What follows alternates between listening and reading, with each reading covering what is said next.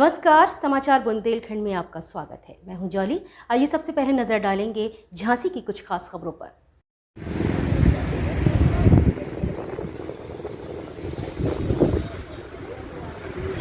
Corona महामारी की दूसरी लहर के बाद देश भर में नदियों की दुर्दशा से तो सभी वाकिफ होंगे। यदि हम बात करें बुंदेलखंड के झांसी की, तो यहाँ की कहानी भी कुछ कम नहीं है। आपको बता दें कि बुंदेलखंड की शान माने जाने वाले जिला झांसी के नदियों की हालत किसी से छुपी नहीं है। बात करें झांसी के बीच शहर से बहने वाली नदी पहुंच की, तो वर्तमान में इसकी दुर्दशा बहुत ही चिंताजनक है। चारों ओर गंदगी से भरी ये नदी अपना अस्तित्व खो रही है। चौंकाने वाली बात तो ये है कि 2014 में मोदी सरकार में जल संसाधन, नदी विकास और गंगा सफाई मंत्री ललितपुर सांसद उमा भारती ने इस नदी को गोद लिया था। बाद में नदी में कछुए की चाल से कुछ कार्य तो हुआ, पर उसका कुछ खास प्रभाव नहीं पड़ा। लोगों का कहना है कि उमा जी ने नदी पर कोई खास ध्यान नहीं दिया। वहीं कुछ लोग ये भी कहते हैं कि आम जनमानस ने भी नदी को नाला बनाकर रखा हुआ है, जो जिसके मन में आता है तो वही फेंक देता है। अब देखना यह है कि उमा जी की इस नदी को त्यागने से लावारिस हो चुकी इस नदी को कोई वारिस मिलेगा या नहीं।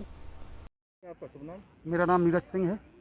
नीरज जी, आप इस समय कौन सी नदी पे खड़े हैं और क्या हालात हैं इस समय इस नदी के? मेरे पीछे जो नदी बह रही है ये पहुज नदी है, जिसको संस्कृत में पुष्कलावती नदी कहा गया है। और ये झांसी की एक अपने आप में पहचान है। झांसी दो नदियों के बीच में बसा हुआ एक शहर है, जिसमें एक बेतवा है जो काफ़ी बड़ी नदी है, बेत्रवती जिसको कहा गया, और ये दूसरी पुष्कलावती जिसे हम पहुज के नाम से जानते हैं। ये लगभग 250 किलोमीटर लंबी नदी है, जो हमारे सफ़ा चमरौआ के आसपास से निकलती है और जाकर के आपके पचनदा में मिलती है, इटावा ज़िले में, ये सिंध नदी में जाकर के। तो अब आपकी जो स्थिति है झांसी ज़िले में पहुँच की, इसका मुख्य उत्तरदायी कारण अगर हम देखें तो ये आम जनमानस है। जो आप देख रहे हैं पुल के ऊपर से जो गंदगी ये फेंकते हैं, इसमें सरकार ने अपनी तरफ से बहुत अच्छी कोशिशें की हैं सुधारने की, घाट बनाने की और इसको साफ़ रखने की, मगर थोड़ी सी कोशिशें बरसात के पहले और बरसात के बाद अगर सरकार अपनी तरफ से और कर ले कि जो ये जलकुंभी वाला मैटर है, जलकुंभी हटा दिया करें, तो ये नदी अच्छी खासी खूबसूरत एक सौंदर्य स्थल है, जहां आदमी आकर के बैठता है, अपना टाइम पास करता है, कुछ समय बिताता है, और बाकी फिर आप देख ही रहे हैं जैसा है। आपको जानकारी है पिछली सरकार में उमा भारती ने, जब पिछली बार सरकार आई थी, उमा भारती ने इस नदी को गोद लिया था। हाँ।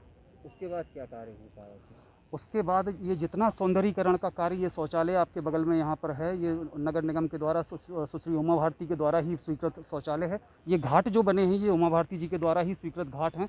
इसके अलावा उस तरफ कपड़े धोने का घाट है जो पुल के उस तरफ, वो भी उमा भारती जी के द्वारा नई योजना के तहत ही लाया गया था। इसके अलावा आल्हा घाट जो हम देखते हैं, उसके आगे चल कर के नदी के सौंदर्यीकरण को लेकर के या चौड़ीकरण को लेकर के जो घेरे हुई ज़मीनें थी लोगों की, बिल्डरों की, वो कब्जा मुक्त कराई गई।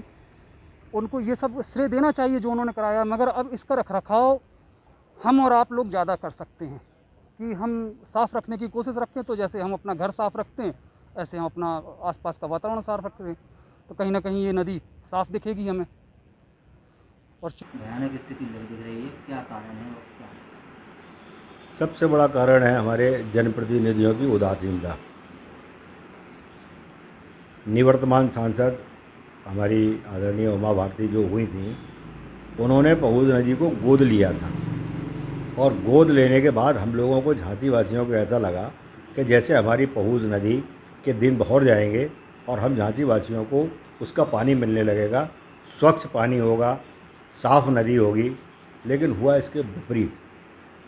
उनके गोद लेने के बाद उस पहुज जो नदी हुआ करती थी, आज वो नाले में परिवर्तित हो गई है। उसको भूमाफियाओं ने कब्ज़ा कर लिया है, वहाँ कॉलोनियाँ बनना शुरू हो गई हैं। लेकिन इसके बाद भी 7 साल से केंद्र में बीजेपी की सरकार है, 4.5 साल से उत्तर प्रदेश में बीजेपी की सरकार है, लेकिन इन जनप्रतिनिधियों के कान पे जू नहीं रेंग रहा, बल्कि वो उसको कब्जाने के चक्कर में रात दिन अपना लगे रहते हैं। तो जब तक उदासीनता दूर नहीं होगी, जनप्रतिनिधियों का उस तरफ रुझान नहीं होगा, झांसी की जनता उसका विरोध करती है, झांसी की जनता उसके लिए लड़ती है। हम लोग भी बुंदेलखंड निर्माण मोर्चा के बैनर तले कई बार हम लोगों ने ज्ञापन दिए, कई बार आंदोलन किए, आश्वासन के झुंझुने के अलावा कुछ नहीं मिलता है। तो हमें तो लगता है कि केवल उदासीनता के चलते हमारी पहुज नदी नाले के रूप में परिवर्तित हो गई है।